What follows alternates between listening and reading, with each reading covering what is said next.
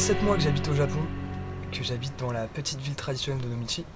Alors dans une précédente vidéo, tu me voyais débarquer dans cette maison, juste là, j'avais posé mon sac à dos. Ce que je t'ai pas dit la dernière fois, c'est que j'habite ici gratuitement. Voilà, je paye pas du tout l'eau, l'électricité, le gaz ou la fibre optique. Et en contrepartie, je participe quelques heures par semaine à différentes tâches. Je sais pas combien de temps je vais rester à Onomichi, je sais pas combien de temps je vais rester au Japon. Mais je me disais que c'était con de pas faire une vidéo, de pas te partager quelques bribes de mon quotidien. Et on va commencer par parler de justement cette expérience de volontariat. Qu'est-ce que c'est de vivre gratuitement chez une ou un autre en échange d'un endroit où dormir, d'un peu de bouffe et de tout le confort nécessaire. Donc ce que je te propose, c'est que tu m'accompagnes dans ma matinée. On va commencer par faire un petit peu de jardinage autour de la maison, puis on ira se promener dans les environs pour que je te montre ce que j'ai fait depuis décembre. Mais avant, une petite galipette avant.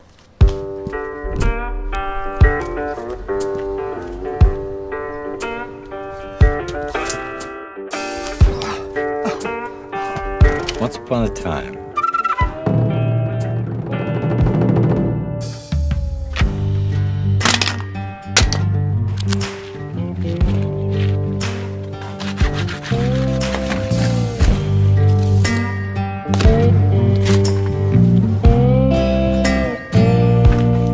Yes. Le fait de faire du jardinage aujourd'hui, c'est une des contreparties qui me permet de bénéficier de la maison.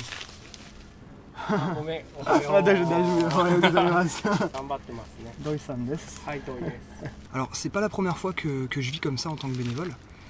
La première fois c'était l'année dernière en Tasmanie, lors de mon séjour de plusieurs mois en Australie. J'ai passé un mois avec une famille au milieu de la nature dans la vallée de l'Orina, c'est le nom du lieu. C'est une communauté d'une centaine de personnes, principalement des fermes. J'ai raconté tout ça sur mon site, donc voilà, n'hésite pas, je te mettrai le lien dans la description. N'hésite pas à aller lire l'article, tu verras les photos et tu verras un petit peu une autre ambiance. Et tu verras de toute manière que je ferai écho à cette expérience à l'Orina plusieurs fois dans cet épisode. Ah, ils sont taqués les moustiques, hein.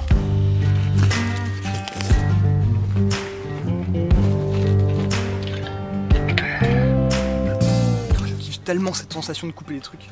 Cette famille, je l'ai trouvée en m'inscrivant sur le réseau Helpex. C'est un site de mise en relation entre des autres qui recherchent de l'aide et des bénévoles qui souhaitent en donner. En gros, tu as 3 plateformes principales.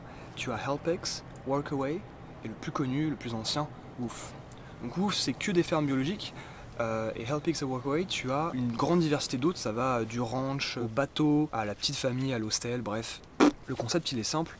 Les autres postent des annonces sur le site en décrivant un petit peu l'aide dont ils ont besoin. Et toi, en tant que bénévole, tu peux accéder donc aux annonces. Et si tu payes, tu peux accéder aux commentaires, donc aux appréciations des anciens bénévoles. Et tu peux rentrer en contact avec les autres. Moi, ça m'a coûté, je crois que j'avais payé 20 € ou 20 $ australiens, je ne me rappelle plus, pour accéder au réseau Helpex australien pendant 2 ans. Donc tu vois, ça coûte pas grand chose. Et qu'est-ce que j'ai d'autre?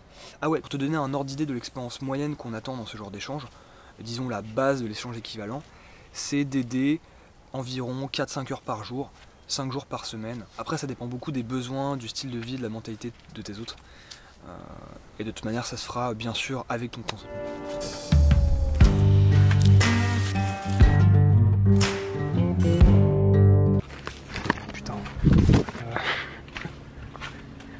Laissons-les tranquilles.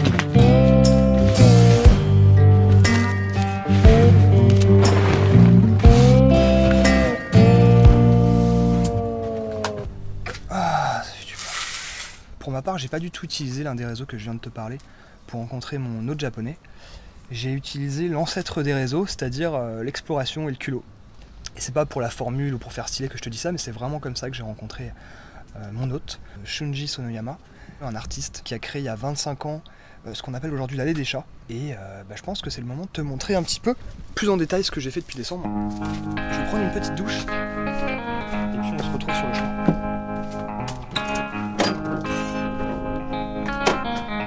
Yes. Allez, c'est parti. Ça tourne. Pour la petite histoire, quand je suis arrivé à Onomichi au printemps dernier, lors de mon premier jour, je suis allé explorer la colline, donc toutes les ruelles et les escaliers en pente. Et j'ai fait une pause, il était vers 2-3 heures de l'après-midi dans un salon de thé. La serveuse me disait que voilà, il y avait un artiste français qui vivait dans les parages. J'ai continué mon chemin Je suis tombé donc sur l'allée des chats et je suis tombé par hasard sur mon hôte, en tout cas mon futur hôte, Sensei. Je l'ai accosté et je lui dis bah voilà, je cherche un endroit où dormir, où passer un peu quelques nuits, une semaine ou deux. Et en contrepartie, je peux t'aider sur tes projets, voilà, dis-moi si t'as besoin d'aide, si ça doit te faire. Putain. Ah, c'est super dur de parler. Et bref, en 2-3 minutes ça s'est fait, hein. Il m'a dit bah ok, t'annules ton auberge, tu vas dormir là à l'étage de l'un de mes bars-restaurants et puis on se prend le petit déj demain matin. Et donc moi qui comptais que rester, tu vois, une semaine, 2 semaines, bah finalement je suis resté 1 mois et demi. Je passe en vue subjective un petit peu et je te montre ça.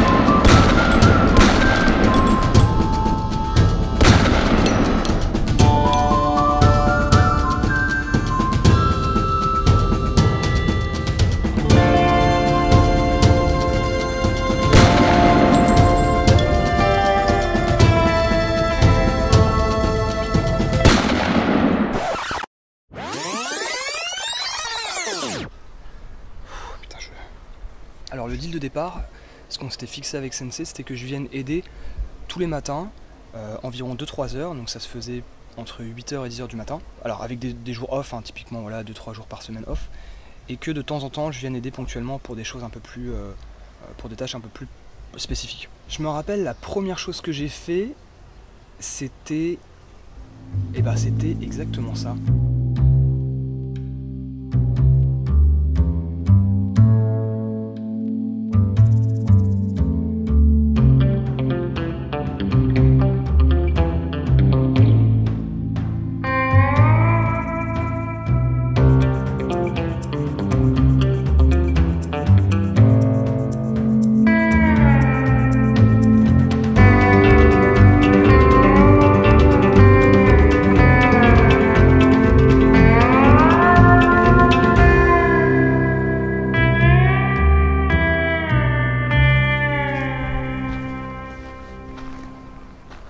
Maintenant que tu as un peu une vision d'ensemble de ce que peut être une expérience de volontariat, on peut se poser la question pourquoi les vivre comme ça, je veux dire, c'est quoi l'intérêt, c'est quoi l'attrait d'une telle expérience?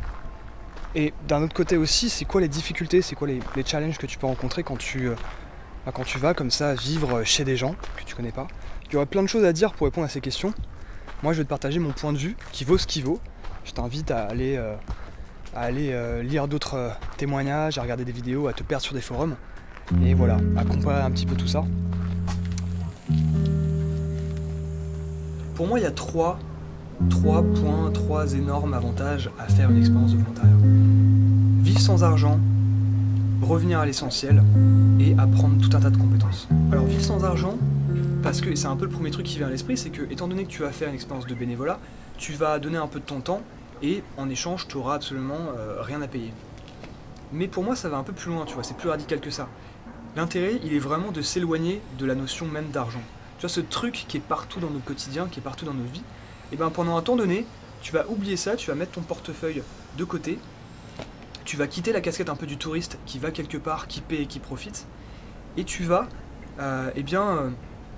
revenir à quelque chose de plus tribal, tu vois, quelque chose qui repose uniquement sur la motivation humaine.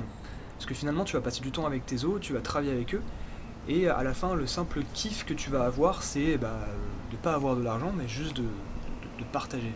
Par exemple décider d'aller quelque part sans argent en faisant du stop. C'est un peu la même mentalité, c'est que tu redécouvres la manière de voyager en mettant l'échange, en mettant le partage, l'interaction au centre de ton expérience. La deuxième chose c'est que pour moi c'est un super moyen de revenir à l'essentiel. Tu vas pouvoir remettre en fait en question ta manière de vivre, ton rythme de vie, ta mentalité au quotidien, peut-être même ton éducation. Parce que le fait d'aller passer du temps chez d'autres familles, aux côtés d'autres métiers, dans d'autres pays, avec voilà, une autre langue, et ben c'est un excellent moyen pour prendre de la hauteur, pour prendre du recul sur toi, ta propre manière de vivre, ta propre culture. Et là tu vois, je trouve qu'on arrive au plus bel intérêt du voyage, c'est-à-dire l'ouverture, le frottement avec l'altérité, avec le pas comme toi. Et je dirais que plus tu vas passer du temps avec des autres qui vivent de manière alternative et qui vivent dans la nature, plus tu vas vraiment revenir à la base, quoi. Et la base c'est quoi? La base c'est bien manger des produits bio, des produits qui ont été produits juste à côté, potentiellement des produits que tu vas toi-même cultiver. C'est construire quelque chose avec tes mains, c'est-à-dire tu vas pouvoir mettre la main à la pâte et bénéficier directement, tu vois, de ce que tu as produit. Ça c'est un truc de fou. Je me rappelle quand je suis arrivé en Tasmanie, quand je suis arrivé sur le terrain, ils étaient en train de construire une maison, il n'y avait que les fondations, voilà, sur le sol. Et 2-3 semaines plus tard, on avait fait les murs, on avait mis les fenêtres, on avait fait le toit. Et je me rappelle à un moment donné, il y avait une pluie assez forte. On s'est abrité sous le toit, on a bu des bières. Et la dernière chose qui va assez de soi, c'est tout ce tas de compétences que tu vas pouvoir acquérir. Et tu vois, c'est pas seulement des compétences théoriques. Là, tu vas vraiment plonger dans le quotidien de ces gens-là. Et tu vas pouvoir voir un petit peu les coulisses de leur travail, de leur rythme de vie, de quelles techniques ils utilisent, comment ça se passe en fait en vrai. Par exemple, j'ai pu voir en Tasmanie l'application des principes de la permaculture, parce que ça a été inventé là, la permaculture en Tasmanie. J'ai pu aussi voir, tu vois, comment ça se passe d'éduquer des enfants à la maison, l'application de ces pédagogies alternatives que sont Montessori ou Freinet. Passer du temps en famille en Tasmanie, ça m'a permis aussi de parler anglais d'une autre manière, avec des enfants notamment. Et c'est exactement le cas ici au Japon. C'est pour moi un super moyen d'apprendre le japonais. Après ça dépend de vers quelle hôte tu te diriges, mais tellement de choses, tu peux ton déponner, enfin j'ai vu tellement de choses différentes. Voilà, si je résume, si t'as envie de vivre de manière alternative, proche de la nature, si t'as envie de rencontrer des personnes rares, d'apprendre une langue ou une nouvelle compétence, si t'as envie de mettre ta main un peu à la pâte, ah oui, si t'as aussi envie de construire, de réaliser un projet personnel, comme un projet de vidéo ou un bouquin, ça franchement je te le recommande parce que c'est quand même génial quoi. Tu vas aider un petit peu dans la journée et le reste du temps tu vas être libre et tu vas pouvoir te concentrer sur tes projets. Voilà, fonce, il y a des autres partout dans le monde, ça coûte franchement rien.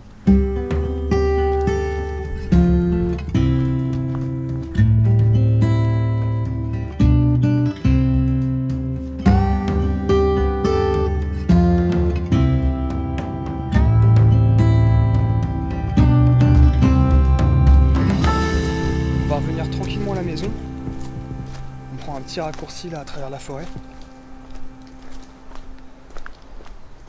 Alors pour moi des challenges il y en a plein et je pense que ça va beaucoup dépendre de ta maturité et de ton expérience par rapport à la vie en communauté. Et quand je pense vie en communauté, je pense à ta capacité à communiquer, à exprimer tes émotions, à ton sens de la propreté, ton sens de l'initiative. Plus tu vas être dans l'énergie positive et plus ça va être super fluide. Quand j'ai écrit cet épisode, j'ai pensé moi à 3... En tout cas, j'ai regroupé mes idées sur 3 points. Je pense que c'est là qu'il faut mettre son énergie et pas ailleurs. Le premier point, c'est que t'es là pour une expérience humaine. Étant donné que t'es pas là pour de la thune et que t'es là pour vivre une aventure, le gros défi, je pense, c'est de découvrir cet univers et de s'y intégrer. T'arrives chez les gens, il va falloir que tu te sentes à l'aise, qu'ils se sentent à l'aise, que vous créez, putain c'est très moche, que vous créez, bref, une relation de confiance, et que bah ouais, voilà, ça se passe bien entre vous quoi. C'est vrai que le truc que je t'invite très très très fortement à faire quand tu utilises les réseaux que je t'ai cités, c'est prends le temps de lire des annonces, prends le temps de lire les commentaires des anciens bénévoles, et à sentir un petit peu, tu vois, à te laisser charmer par ce que tu lis, et même tu vois, quand tu vas rentrer en contact avec eux, si tu sens qu'il y a un truc un peu chelou ou ça passe pas, tu t'y vas pas quoi. Et c'est pas facile hein, parce que honnêtement, aller chez des gens, voilà, il faut le sentir, faut être présent, faut savoir se mettre dans une posture d'apprenant, faut être, tu vois, assez alerte aussi, comprendre un peu leurs besoins, voilà, pas faire trop de bêtises. Ah oui, autre chose, éviter de se ramener, tu vois, avec son ego, avec ses névroses, ses tics, ses manières de faire. Et quand je dis qu'il faut être dans une posture d'apprenant, c'est que si t'as peur de te salir, si t'as peur de mettre ta main à la pâte, de faire des trucs, tu vois, et de travailler un peu, fais pas ça quoi. Deuxième chose, la communication. Ça c'est un gros défi, de toute manière qu'on a dans la vie de tous les jours, mais là pour le coup, Étant donné que t'as pas de contrat qui te lie avec ton hôte et que tu vas vivre chez eux, tu vas dans leur intimité, il y a un gros défi à bien communiquer, à bien se faire comprendre, à pas qu'il y ait, tu sais, de choses un peu incomprises, de trucs un peu qui restent comme ça dans l'ombre et qui rendent mal à l'aise tout le monde. Pour moi, il y a un vrai, en tout cas c'est un truc que j'essaye de faire tout le temps, c'est d'être hyper transparent, communiquer le plus rapidement possible, à poser des questions, si j'ai une question, si j'ai un truc que je comprends pas, si j'ai un malaise, faut que je le dise quoi. Je vais le dire, ça va déverrouiller la situation, au pire, voilà, on sera pas d'accord, mais au mieux, on se sera compris, et tout va être transparent, tu vois. Pour te montrer un exemple, je me suis senti super mal, ouais, j'ai vécu vraiment un mois de mai un peu pourri. Je me sentais tellement mal que je sais même pas comment déverrouiller le truc, quoi. Comment je peux communiquer ça en japonais? C'est impossible pour avoir une conversation, c'est impossible, tu vois. Ce que j'ai fait, j'ai écrit une lettre en anglais, on m'a aidé à la traduire, et voilà. T'as 3 pages de japonais que j'ai donné à chaque personne avec laquelle je travaille, et ça m'a permis de dire, bah voilà, là ça va mal, là je me sens pas à l'aise, là je trouve qu'il y a un truc à améliorer, et pas en étant négatif, tu vois, mais en donnant des pistes d'amélioration. Le troisième défi, c'est tout ce qui est à l'organisation. Il y a un vrai enjeu en fait à bien s'organiser entre toi et ton hôte, que tout soit bien clair, que les tâches soient définies, en tout cas le plus en amont possible, tu vois, que tu comprennes bien ce que tu dois faire, que tu saches bien en fait où mettre ton énergie et où est-ce que tu peux récupérer ton énergie, quoi. Par exemple, quand j'étais à l'Orina, je sais que j'ai perdu beaucoup d'énergie dans le groupe. Mais c'était génial, hein. Mais c'est juste que j'avais du mal à trouver de la solitude, j'avais du mal à me régénérer. Et ça, ça peut arriver, tu vois. Et si t'as besoin de temps libre, si t'as besoin de faire autre chose, tu le dis, quoi. Tu le dis, et puis je pense que ça va se régler. Est-ce que j'ai quelque chose d'autre à dire? Bah non, je crois pas. Je suis un peu fatigué. Je crois pas, on va conclure dehors, hein. En caleçon. Aïe aïe aïe. Ah. Bon, cet épisode est terminé. Cet épisode chaotique est terminé. J'espère que ça t'a donné envie de tester voilà, une expérience de bénévole, d'aller tenter comme ça de vivre plusieurs jours avec des gens que tu connais pas. J'espère que tu as pu glaner des informations intéressantes dans cette vidéo, que tu as pu voilà, avoir un bon aperçu de ce que c'est de vivre en tant que volontaire et d'avoir à la fois des idées concrètes et à la fois des idées plus dans l'état d'esprit à avoir. Voilà, j'espère que ça t'a plu aussi de cette petite balade dans mon quotidien. Et voilà, si tu as la moindre question, je t'invite à laisser un commentaire sous cette vidéo, j'y répondrai avec plaisir. Et je t'invite aussi à me rejoindre sur Instagram, je commence à faire des stories là de plus en plus régulièrement. Et puis voilà, prends soin de toi, je te dis à la prochaine. Et je te dis à la prochaine. Je sais pas par quoi on se laisse. Par contre on se laisse. Tiens, je vais te laisser sur mes chaussettes. Voilà, je vais faire un plan fixe sur mes chaussettes qui sèchent.